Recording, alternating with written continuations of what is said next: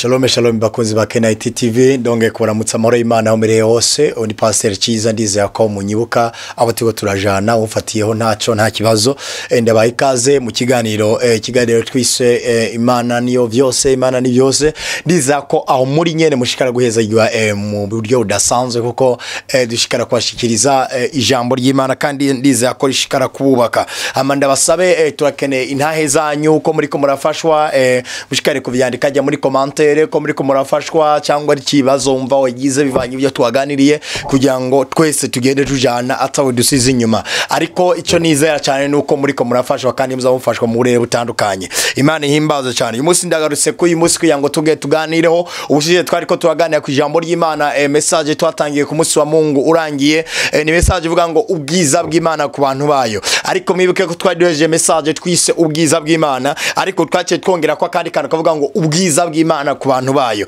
ndiza yuko hari ahantu wavuye n'ahandi wageze ko twabonye neza ko doke tuvuze ubwiza bw'Imana tuvuze iby'Imana byose muga icyarifata byose ibishira hamwe ikibereza Yesu Kristo nawe acaraza acarigirane acabiduhereza haleluya gisigura ngo Imana yaduhaye ivyayo byose kugira ngo tubandanye tugane ku iyi message kadusenya Imana data in the name of Jesus ndagushimira ndagukengurikiye akaryo keza ongeye kuduha kugira ngo tugane ku ijambo ryawe ndareka ngo umuntu wese akadukurikirana ubuzima bwe butera buhinduka akava mu bwiza kinjira mu bundi agashushanyo niyo shusho ari karabona rikosu pataya ndareka ya mavuta yo gutawuza ijambo bantu in the name of Jesus byo ndabyatunabyize mu izina rya Yesu amen muri make muribuka aho twari tugejeje ko turaganira naho twari tugeze tubona neza ko Imana atakintu na kimwe yatwimye biva doke bifatanye n'ukuntu yatanze ubwiza bwayo igatanga amadetail yose ko tuvuze ubwiza bw'Imana twasanze ari ikintu cyose kiri ku Mana Imana kirafata ibyo byayo byose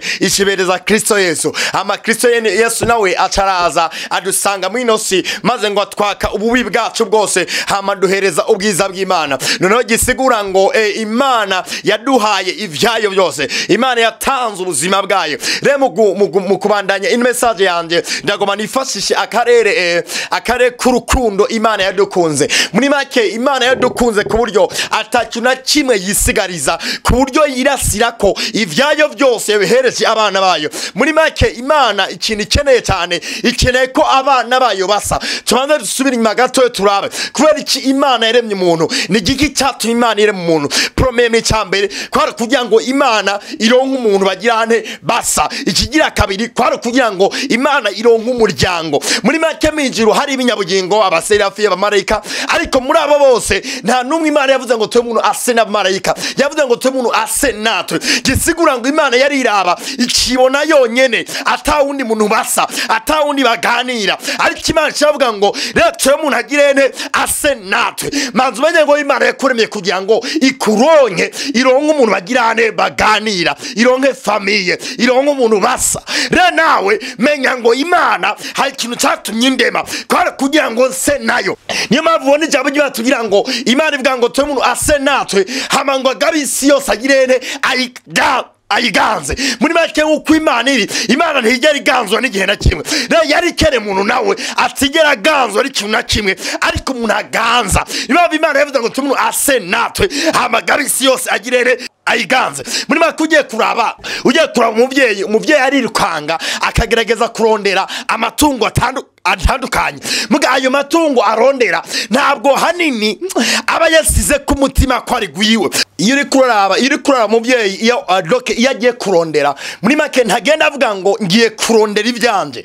ariko hari akajambo akunda kuvuga agenda avuga ngo ngiye kurondera abana muri make rero ubwiza bw'Imana n'amadetail ibintu byose biri ku Mana yagombye ko bigaragarira ku bana bayo muri make Imana yagombye kwiciro cyayo kigaragarira hehe kigaragarira ku bantu bayo usibye no munsi hari abantu babaye umenga bizera ku Imana umenga Imana irankana umenga Imana kugira ngo iguhe ugomba kumanza doke kuyerekana nkuko umenga doke warajakaye ukumenga umuntu w'umushumba ukumenga umuntu ataca maze ariko Imana reka babwiye ngo Imana yakunda abana bayo cyane gusumbya uko twebwe bwacu twikunda kuko Imana yafashe ubwiza bwayo ifata ibyayo byose hamira girante irabiduhereza gisigura ngo Imana yadukunda gusumbya uko twebwe ubwacu tugirane uko twebwe twikunda. Uno munsi muri no message naje kubakomereka ngo nta kintu na kimwe dukeneye Imana itaduhaye. Wambaza ati pasa hari ibyo ntabona, ibyo utabona Imana yabiguhaye. Wambaza ati kwari ki ntabibona, hari impamvu utabibona, hari umwijima waje minosi, hari satani yaje minosi, hama arapfuka iby'Imana yaguhaye, hama ni wabibona ututangwa kugira Imana ngo ntabwo yaguhaye. Ariko Imana mu kurema Adamu ntabwo yaremye ibyo Adamu afungura yamaze kumurema. Oya, yamaze kurema Adamu amikira reme byiki, yamaze kurema ibyo Adamu afungura, irarema ibiti byose, irarema ibikoko, irarema ibintu byose, ibihejeje kirame Adamu. Ntabwo babwiye ngo bizotuma ubaho, Imana yabiremye. Ibizotuma wiga, Imana yabiremye. Ibizotuma ugera hajya ahantu, Imana yabiremye. Nta kintu na kimwe Imana itaremye. Imana yatunganije ibintu byose kugira ngo ureme umuntu, yamaze kubitunganya byose ntiyasigaje na kimwe. Rakatabaya matepa unabadaba tuganire nakweza ahantu menya ngo Imana nta kintu na kimwe itandemeye, nta kintu na kimwe itampaye, nta kintu na kimwe itanshiriyeho, byose yarabinshiriyeho. Hama ndakugeza ahantu ndakwigishe none ibyo utabona ni gute wobizana ku mugaragaro utarinze gusenga amasengesho yo kwidoga. Ko hari amasengesho Imana yanga. Yesu yari gazuvuga ngo impamvu musenga nimuhabwe, musaba nabi. Ati murasaba ni muronka, ati kwera musaba nabi. Hari muraje imbere y'Imana bagatanga ngo Mana kwera iki wampevye, kwera iki wanteye mugongo, raba wampemukiye. Mbega Mana birabibona, menya ngo Imana irabona kandi Imana ntihemuka. Imana byose yabizi, menya ngo Imana yagutunganije byose. Ariko nabankwereke ni gute wobaho wize ati ibyo ntabona biri imbere yanje, Imana yabiremye, nzohura nabyo. Asepaya ni gute wokuraho umwijima wa Satani kugira ngo umwijima uve kubikwerekeye. Sharababadea dusome jambo y'Imana, dusome muri Petero wa 2 igice cya mbere umurongo wa 4. Ndasoma mu izina rya Yesu. Hambwira ngo ibyo byatumye aduha ibyo yasezeranye by'akabura rugero bihambaye cyane kugira ngo bibatere gusangira n'Imana akameremere kayo, mumaze gucika muva mu iborero ryazanywe mu isi no kwifuza. Imana ihimbaze cyane. Hano batugiye ngo ibyo byatumye aduha ibyo yasezeranye. Praise God, hallelujah. Ijambo nabwiye ingene Imana yaremanye umuntu wayo muremana ubwiza bwayo. Ha muntu wayo aratakaza bwa bwiza bwayo bivuye ku kutumvira Imana.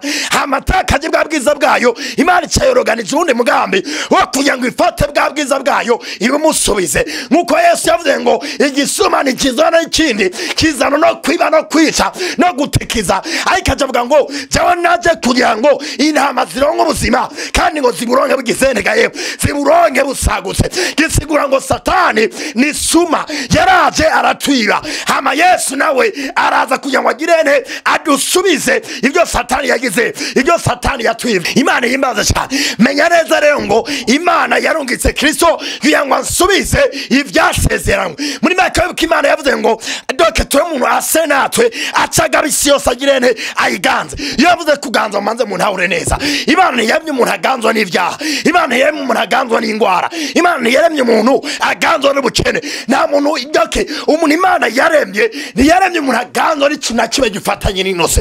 Ariko umuntu yagiye kuganzwa amaze kuva mu muntu bw'Imana, umuntu yagiye kudabangana amaze gutandukana n'Imana. Mubimenyereza nduguzango ibyo mubona mu inosi, ibyo mubona byadabanganye siko byatanguye. Hari ukuntu byari biri. Imana yaremye umuntu atigera gwara, atigera kenda, atigera tukana, atigera gendera mu kibi na kimwe. Uwo ni umuntu Imana yagize, niwo muntu Imana yaremye. Ariko umuntu Imana yaremye aza kudabangana ava mu muntu bw'Imana atangura gukora ibitari byo. Ariko Imana yorganiza undi mugambi. Kwa Imana ntiyashimye ukuntu umuntu wayo yaremye imisho yayo ariko arabaho. Imana yorganiza undi mugambi wo kugira ngo ikugarukane mu bwiza bwayo, hama kugira ngo ugene masezerano Imana yasezeraniye abana bayo. Rakataba rageza unabosida kerengo tuvane wizera cyane ati Imana yaransubije ibyo Satani yari yaranyaze. Satani yari yaranyaze amagara y'Imana, ariko Imana yarayasubije. Satani yari yaranyaze ukwera kw'Imana, ariko Yesu yaraje arabisubiza. Satani yari yaranyaze iby'Imana byose yampaye, ariko Yesu yarabizanye arabisubiza. Hama tuvane ubizi neza ati singenda nkuko abantu bagenda, sivuga nkuko abandi bavuga, sinkora nkuko abandi bakora, ibyo nsikira abandi cyane ibyo nsikira. Dawidi yigeze guhagarara igihe baravuga ati umva nababwiza ukuri, ibibi byose bizotumbera amahema yose, atari ihema ryanje nta kibira kibe kizotumbera. Gisigura ngo Dawidi yarizera cyane ko kubaho kwiwe atari wabayeho, ariko ari Imana ibayeho. Ndakeye abantu bebizera nanje ngo twebwe nta byacu bikibaho, hari iby'Imana muri twebwe. Nta magara yacu akibaho, hari amagara y'Imana muri twebwe. Nta buzima bwacu bukibaho, hari ubuzima bw'Imana indani muri twebwe. Rakap hano batugiye ngo Imana yaduhaye iby'akabarogero, iby'akabarogero. Ino message tugira ngo ubwiza bw'Imana ku bantu bayo, ubwiza bw'Imana ku bantu bayo. Ikintu Imana ibereyeho no kugira ngo igiye neza abana bayo. Ikintu gituma Imana iriho no kugira ngo izigama abantu bayo. Ikintu gituma Imana iriho no kugira ngo ihamagara ameza abantu bayo. Ikintu gituma Imana iriho no kugira ngo izina ryayo niricokogwe ku bana bayo. Imana yavuze ngo sinzigera nemera umuntu umwe dusangiye icoro cyane. Natuvuze cyubahiro cy'Imana, mbega tuvuze iki? Ndaguhakero gatoya ugiye kuraba iyo umuntu amaze kwibara ku mwana, yibaruse umwana hama akumva ngo hari umuntu amukubitiye umwana. Muri make umuvyeyi w'umwana bakozanyako, yakubise umwana w'umuvyeyi, gisigura ngo yarondeye umuvyeyi, ko umuvyeyi araza agaciro k'umwana. Rebaside Imana nayo iraza agaciro k'abana bayo, iraza ingene yatanze Yesu, iraza ingene yatanze umwana wayo w'ikinege. Niyo mpamvu Imana niyoreka abana bayo ngo korona zibamare. Mwizane nanje Imana niyoreka abana bayo ngo baribwe. Arepata harakanunda kuvuga muri make Yesu ageze minosi ntabwo yaje kugwana n'ingwara, ntiyaje kugwana n'ivyaha, ntiyaje kugwana n'ibintu bitandukanye, ariko Yesu yaje kugira ngo acungure umuntu, agobotora umuntu, hama amuhagarika ahantu ingwara zitamushobora, amuhagarika ahantu umuntu abaho yinjoyinga ubwiza bw'Imana gusa, agenda mu bwiza bw'Imana, agenda uko Imana igomba, abamagara y'Imana. Yesu ntabwo yaje kwica abarozi, ariko Yesu yaje kuvyara icareme gishasha. Shakatapa arepa hari jambo nibutse Yesu yavuze ngo iyo agatetse katagwema ivu ngo gapfe ntigashobora guhunda impeke, ariko iyo kagwema ivu kagapfa gashobora guhunda iyindi mpeke nyinshi. Gisigura Yesu yavuze ngo iyo jewe nije n'umuntu wera jenyere, nije n'umukosi jenyere, nije ntashobora kugwara ndumwe, nije ntashobora gukora ibyaha ndumwe, atariko rero ninapfa arepa hazo abandi benshi bameze nkanje. Mwizane nanje ngo napfanye na Yesu nzukana nawe, mu banyabyaha sinkibamwo, mu bantu bagwara sinkibamwo, mu bantu barogeka sinkibamwo, mu bantu ababaya. Yesu yamaye ubwiza bw'Imana nzima. Asepa rakoso usomye iyo jambo batubwiye ngo reka twasubiremo hano. Batubwiye ngo ibyo byatumye aduha ibyo yasezeranye by'akaburarugero bihambaye cyane, kugira ngo bibatere gusangira n'Imana akameremere kayo, bidutere gusangira nayo akameremere. Muri make Imana yari yasiyeko atakameremere k'abantu kakiba mu bana bayo. Muri make ndi umwana w'Imana, kameremere y'abantu iyo yarakuweho. Yamaye ibyayo, imaye ibyayo gisigura iki? Imaye ibyayo gisigura ngo yamaye ibintu bituma mvuga nkayo, yamaye ibintu bituma nkora nkayo, yamaye ibintu bituma nacumura nuko Imana ibigomba. Erega hamwe n'ingomezi zawe ni wobaho ku Imana igomba. Je nakunda kubwira abantu nta muntu n'umwe yobaho ku Imana igomba akoresheje ingomezi ziwe, ariko Imana yaciduha ibyayo by'akaburarugero kugira ngo bidutere rababa, bidutere gusangira akameremere nayo. Nambi Imana itagabitanya n'umwana wayo niyo gabitanya, nambi Imana idakena n'umwana wayo niyoke, nambi Imana rakapa nambi Imana itagwara n'umwana wayo niyogwa. usangiye akameremere nayo, usangiye akameremere nayo, usangiye akameremere nayo. Asepaya niyo mpamvu ndababwira ngo Imana yaduhaye ubwiza bwayo. Ubwiza bwayo gisobanura ngo ivyayo vyose, ivyayo vyo naca Imana yisigarije ndugu yangu. Ijambo rimbwira ngo itimanye umwana wayo ikamutanga ku bwacu, izoburite kutugabira byose kuri we. Namye naje kubwira ndugu yangu, pepoti ingorane urimo, pepoti ibibazo ubona, nabiya ngo ntaca Imana itakuremeye. Izene nanje wamaze pasa nabyo ntabona, mbe ndabigenza gute, mbe ndabibona gute? Shatapata rakata French horigo rekesa matapa. Ndagomba ndagufasha mizina rya Yesu. Nakwiye ngo ijambo tugira ngo murasaba nimuhabwa, pera musaba nabe. Hari umuntu ajyano akabwira ati Mana wampevye, Mana wantaye, Mana wanyimye n'amahera yo kurihinzo. Erega Imana si umwimanyi, nimba utayabona manzu wizerere naje ati Imana yarandemeye byose. None wambaza ati pasa, none cyangwa iki? Zamura ibiganza byawe bwira Imana ati ndagushima ko atacu wanyimye nabijya ntarabona, ndazi ko wabishyizeho. Ati ndabibona mu izina rya Yesu. Arepa Paulo yavuze ngo nagwanye intambara yo kwizera. Uvuze intambara yo kwizera mbega uvuze iki? Iyo tuvuze intambara yo kwizera gisigura ngo hari ibintu nizera ko Imana yabindemeye. Rero gisigura ngo hari umwanya ntabibona, uwo mwanya rero ntabibona, gisigura ngo ngoma ngwane intambara yo kwizera. Nimba mbona ingwara nyizera ngo Yesu yarabambwe, nanjye ndabambugwa mu mishago yiwe nakiza ingwara. Hama amaso yanje akanyeka ingwara, gisigura ngo cyangwa ari intambara yo kwizera. Canizera ngo ibyo mbona nibyo binyoma, ariko Yesu yamaye amagara meza. Mbanya mufuko ngenda agaragara atamahera ariyo. Ijambo niyo rimbwira ngo Yesu yigize umworo kugira ngo ubworo yisize ko bumindukire tu. Arepaya asepa canirengagiza ibyo mbona, ngaca nizera ngo Yesu yisize ku bworo bwanje kugira ngo naje minduke umutungo. Ngaca mvuga ati ntera nje imbere mu izina rya Yesu. Arepataya rikatabaya yaduhaye ivyayo vy'akaburorogero kugira ngo bidutere gusangira nayo akameremere kacu.